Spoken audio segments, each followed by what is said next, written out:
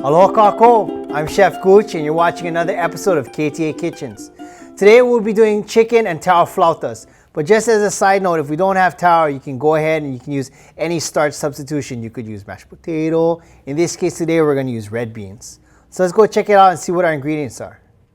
So what we got here is we got our 2 pounds of red kidney beans, our 2 pounds of boneless skinless chicken, our 3 tablespoons of grapeseed or canola oil, our 1 small onion, our 6 to 8 cloves of garlic, 1 bunch of cilantro, a piece of jalapeno, and we've got our powders over here. We have a tablespoon of chili powder and a 1/4 teaspoon each, cayenne, cumin, and coriander, as well as our 1 tablespoon of salt. We have our 2 cups of chicken stock, our 1 cup of shredded jack cheese, and our 6 to 8 pieces of flour tortillas. Finally, I like to garnish with some thinly sliced iceberg lettuce, some red salsa, and sour cream. Okay, so remember, when you're building a recipe is just a guideline. It's not something that you need to follow verbatim, step by step, word for word. What we did was, if we don't have taro, we're using our red kidney beans today. We put it in a pot with the chicken stock, the spices, the salt. We kind of got it simmering. It's been going for about an hour and a half now.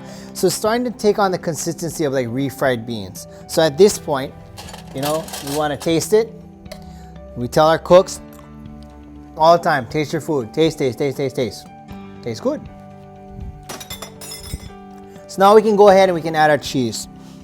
The cheese right here is going to give us some body, some mouthfeel, texture. I'm going to let it go.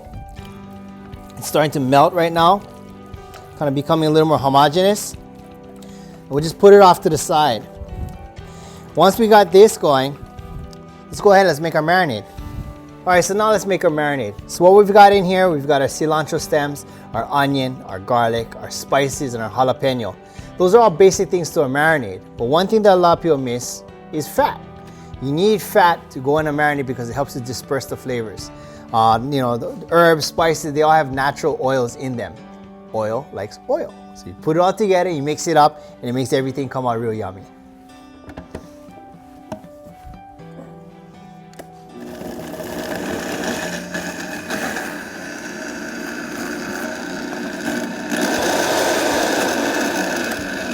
Okay, so once you got it pureed like this,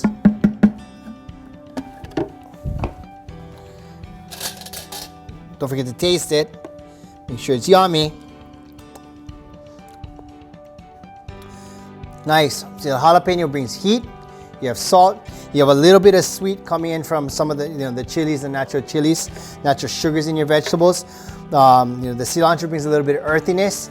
Any type of marinade, once again, it's about balance, right? If you had a teriyaki sauce, you got your ginger, you got your chili pepper, garlic, shoyu.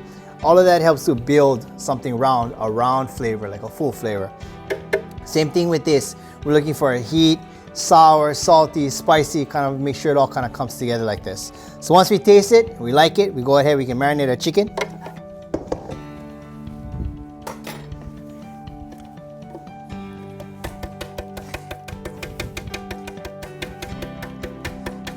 Back in my smoothie making days. Mix it up.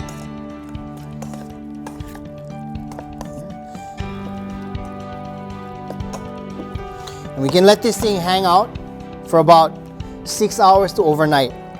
Here's a trick. You guys get party coming on and you need to do this quickly. Go ahead and take your marinated chicken, put it in a Ziploc bag or any other zip top. Squeeze out all the air and lay it flat in your refrigerator. What that does is that makes sure that your chicken comes into complete contact with all the marinade. It gets the job done quicker with less mess. We marinated the chicken overnight and we're ready to go. You can cook it any way you want. If you guys going 4 miles, you're gonna throw on a barbecue, you can do that. You can throw it in a cast iron pan, you can put it in the oven, you can do whatever you want. In this case, what we did here was we grilled our chicken and then we sliced it up. Now comes the time of assembling our flautas. We have our flour tortillas. We have our seasoned red beans. So what we can do right now is we can take a little bit, smear it on the bottom. Smear it on the bottom. Just like that.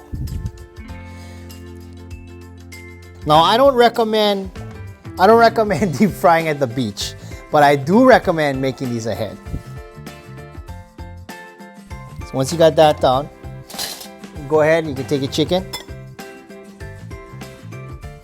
And just a little bit. Just like other things that are rolled and stuffed, you don't want to put too much. Okay, so this part is easy. You take your ends in.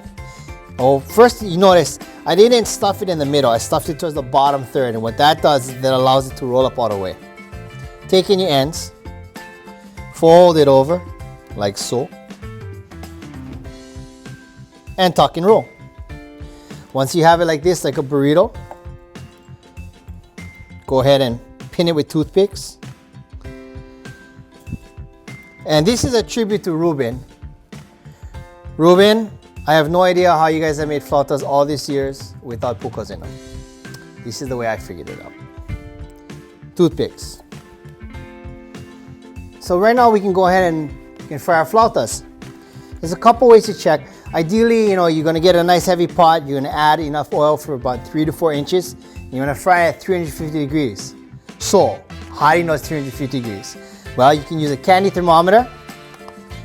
Got one of these cool babies. Yep, 355. Or, you can do the tortilla trick. You can take a little piece of tortilla and you can throw it in. And what you're gonna look for is you're gonna look for these nice bubbles.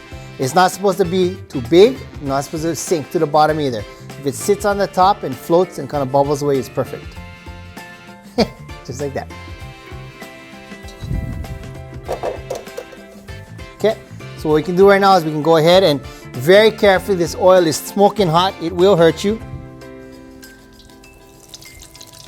Drop them in, holding it down just a little bit.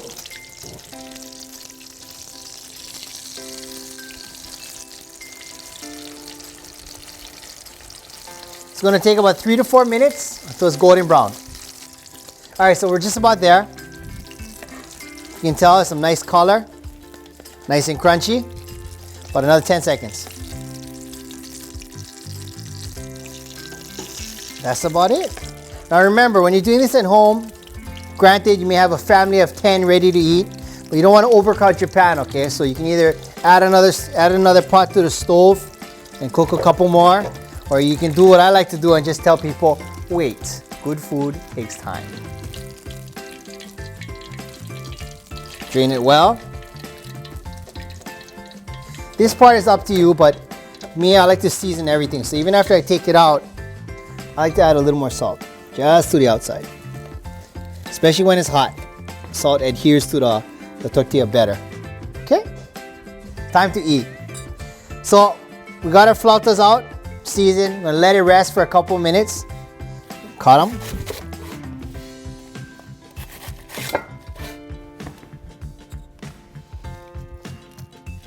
There you go. Hot, cheesy, crunchy.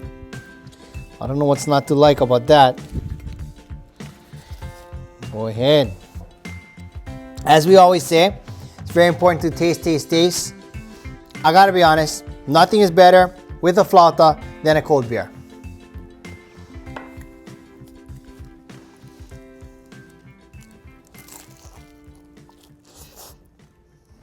Hot. More good. Okay, that was yummy. Flautas and beer. Match made in heaven.